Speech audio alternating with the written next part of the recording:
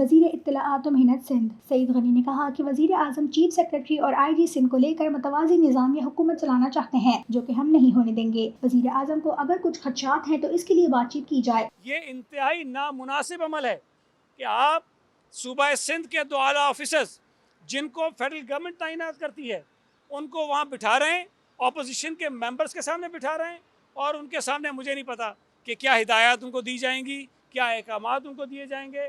اگر وزیر اعظم صاحب چیف سیکرٹری کے ذریعے اور آئی جی سندھ کے ذریعے صوبہ سندھ میں کوئی پیرالل گورنمنٹ چلانا چاہتے ہیں، پیرالل نظام چلانا چاہتے ہیں، تو میں یہ واضح کر دوں کہ ہم یہ نہیں ہونے دیں گے۔ لیکن ہمارے وزیر اعظم وزیر اعلیٰ سے ملنا پسند نہیں کرتے، ان کے پاس اپنے اتحادیوں کے ایم پی ایس سے ملنے کا وقت ہے۔ ان خیالات کا اظہار انہوں نے سندھ مدرسۃ الاسلام یونیورسٹی میں تقریب کے بعد صحافیوں سے گفتگو کرتے ہوئے کیا۔ چیف منسٹر صاحب کے ساتھ وزیر اعظم ملنے کو پسند نہیں فرماتے ہیں، پچھلے 1 سال سے وہ مل نہیں رہے ہیں۔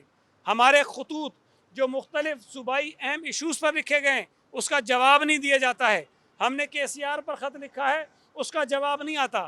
ہم سی سی آئی کی میٹنگ کی بات کرتے ہیں، اس کا جواب نہیں آتا۔ ابھی میٹنگ رکھ دی گئی ہے 11 دسمبر کو، لیکن تقریباً 13 مہینے بعد یہ میٹنگ ہو رہی ہے جو ہر 3 مہینے بعد ہونی چاہیے۔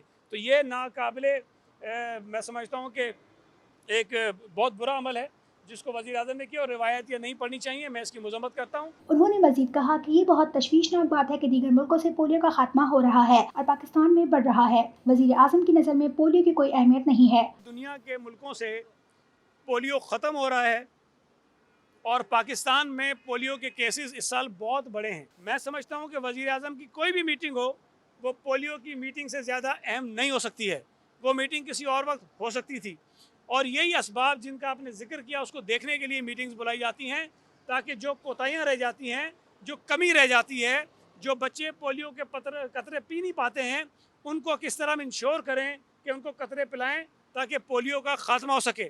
لیکن وزیر اعظم صاحب نے بہت ہی غیر سنجیدگی کا مظاہرہ کیا، اور ایک انتہائی غیر اہم میٹنگ کے لیے وزیر اعظم صاحب نے آئی جی سندھ کو بھی اور چیف سیکرٹری کو بھی وہاں روکا ہے۔ انہوں نے کہا کہ پیپلز پارٹی نے پچھلے 5 برسوں میں اتنا قرضہ نہیں لیا جتنا وفاقی حکومت نے 1 سال میں ہی لے لیا ہے۔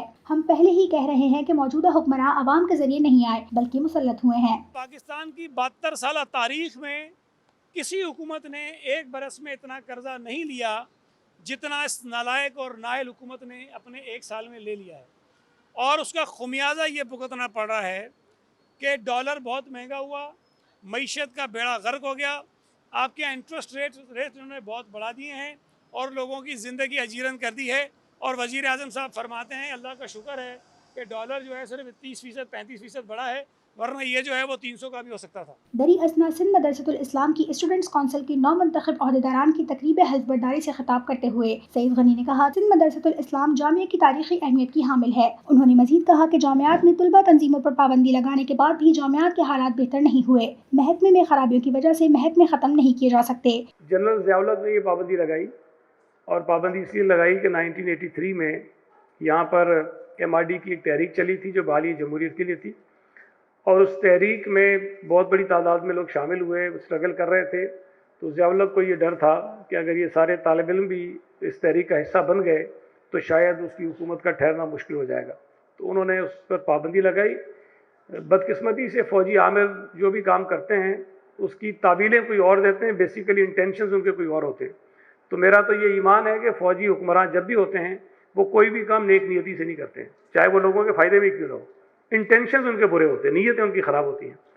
تو یہ پابندی لگانے کا مقصد بھی کوئی اچھا نہیں تھا۔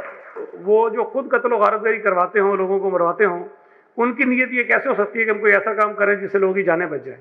تو یہ ہو نہیں سکتا ہے۔